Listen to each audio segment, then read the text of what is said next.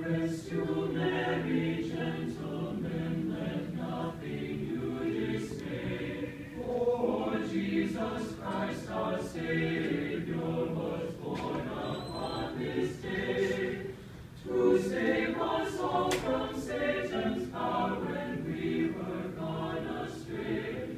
O tidings of comfort and joy, and joy. O tidings of comfort and joy. Now to the Lord sing praises, all you live in this place, and with true love and brotherhood each other now embrace. This holy tidings of sorrows doth deface.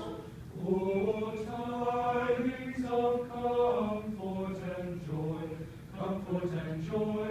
O tidings of comfort and joy. From God our heavenly Father, a blessed angels came, and unto certain shepherds brought tidings of the same, how that in